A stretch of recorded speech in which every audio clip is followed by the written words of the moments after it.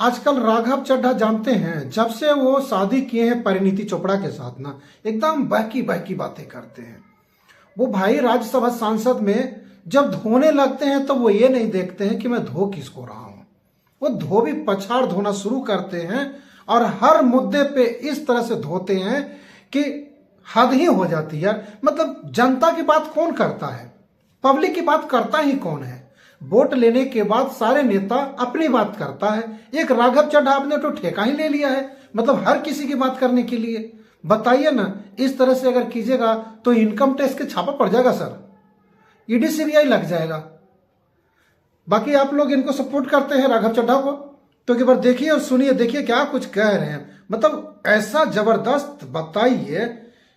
एक सुझाव लाया हूं सरकार के लिए, जिससे long term house hold earnings बढ़ेंगी, वेल्थ क्रिएशन होगा और वेल्थ पार्किंग रियल एस्टेट और गोल्ड के सेक्टर से निकलकर इक्विटीज में आएगी और स्पेक्युलेटिव ट्रेडिंग और कम होगी और long term investment behaviour investors का बढ़ेगा। वो की है कि long term capital gain tax on equities should be made nil in this country for individual investors. दुनिया की कई ऐसे देश हैं जिसके अंदर long term capital gain tax equities पे खास तौर पे शून्य है, जैसे कि Switzerland, Singapore, UAE, New Zealand, Hong Kong, Qatar, Malaysia. मैं चाहूंगा कि जब एसटीटी बढ़ाया जा रहा है तो इसी बजट में ही long term capital gain tax को जीरो किया जाए। सर, मेरा दूसरा जो मैं सरकार के बजट को एक्नॉलेज करना चाहूंगा वो ये है कि कैपेक्स के जो एक्सपेंडिचर एलोकेशन होता है उसमें एक बढ़ोतरी देखी गई। जहां वित्तीय वर्ष 18-19 में मात्र 3 लाख करोड़ कैपेक्स था, वो इस वित्तीय वर्ष में 12 लाख करोड़ तक पहुंचा है, which is 4.4% of the GDP, which is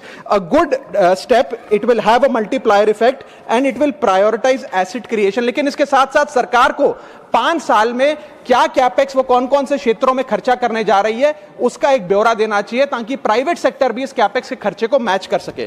sir, third thing which we found in the speech of the finance minister is that there was a relative restraint in making budgetary announcements for election bound states. अक्सर वित्त मंत्री का भाषण सुन के आप बता सकते हैं कि कौन से राज्यों में चुनाव होने जा रहा है। इस स्पीच में उन्होंने थोड़ा सा रिस्ट्रेंट एक्सरसाइज किया, जिसे मैं एक्नॉलेज करता हूं। और आखिरी अच्छी चीज जो इस बजट में नजर आई वो ये था कि एनआरआई की इन्वेस्टमेंट लिमिट में एनहांसमेंट हुई। लेकिन मैं बता दूं कि जब एफआईआईज ने, फॉरेन इन्वेस्टर्स ने, फॉरेन पोर्टफोलियो इन्वेस्टर्स ने इस देश के बाजार से पैसा निकाल लिया और पिछले एक वित्तीय वर्ष में 23 बिलियन निकाला, तब जाकर सरकार जागी और सरकार ने एनआरआईज के लिए इक्विटी मार्केट का दरवाजा खोलकर उनकी इन्वेस्टमेंट लिमिट को 5% से बढ़ा दिया।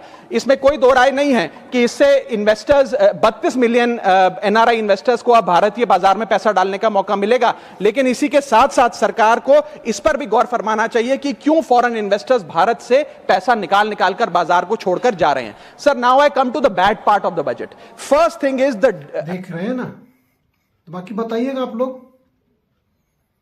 अगर इसी तरह से बोलते रहेंगे तो ईडी सीबीआई का छापा जरूर पड़वाएंगे, या तो अपने घर में या तो परिणीति चोपड़ा के घर में। तो परिणीति चोपड़ा जी, थोड़ा सा इनको समझाइए, संभालिए, बहुत बहक रहे हैं, गड़बड़ ना हो जाए। क्योंकि इस देश में इस तरह से बोलने वाले के लिए ना जगह नहीं है। बाकी हमारी शुभकामनाएं उनके साथ है।